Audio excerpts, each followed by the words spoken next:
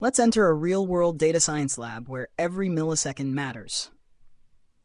Today's question says, a data science team is analyzing the distribution of model inference latency in milliseconds recorded during deployment of a machine learning system. The summarized group data of inference time is given below. Mid-values are 25, 35, 45, 55, 65.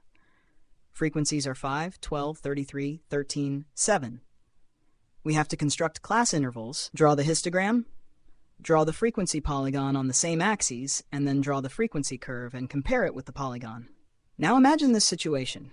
A machine learning model is running in real time. Each request takes some milliseconds to process. Some are fast, some slower. If most requests are clustering around a particular time, that tells us how efficient the system is. So this data is like the heartbeat of the system. Let us begin.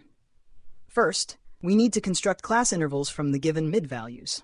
The formula is class width equals difference between successive mid-values. So class width equals 35 minus 25, which is 10. Now half class width equals 10 divided by 2, that is 5. Now we use this to find class boundaries. Lower boundary equals mid-value minus 5. Upper boundary equals mid-value plus 5. So the class intervals become, for mid-value 25, class interval is 20 to 30 with frequency 5. For 35, interval is 30 to 40 with frequency 12. For 45, interval is 40 to 50 with frequency 33. For 55, interval is 50 to 60 with frequency 13.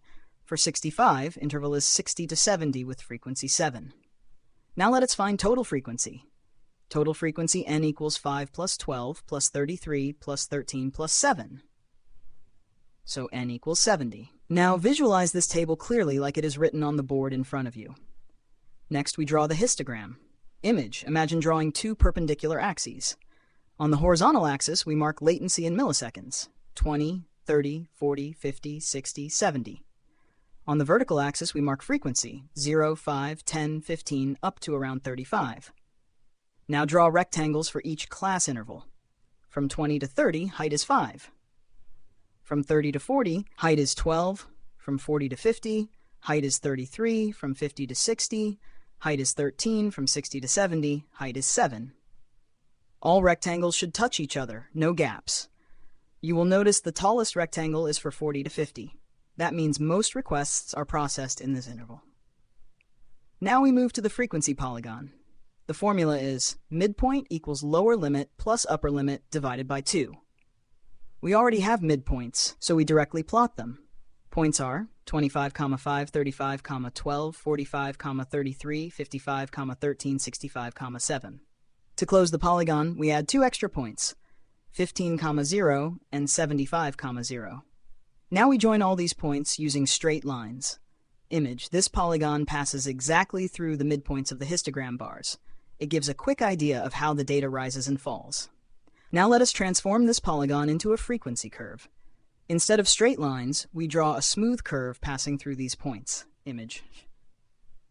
The curve rises gradually, reaches its peak near the point 45, 33, and then smoothly decreases. This creates a shape similar to a bell. Now let us understand the comparison. In the frequency polygon, we connect points using straight lines, so the graph looks angular, like edges of a mountain. In the frequency curve, those edges are softened into a smooth hill. It looks more natural and represents continuous data better.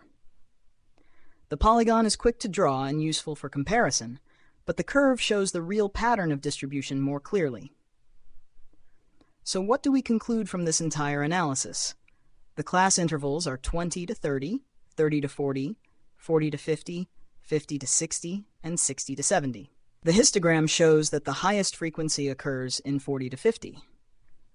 The frequency polygon highlights the peak at midpoint 45, and the frequency curve smoothly confirms that most model requests are completed around 45 milliseconds.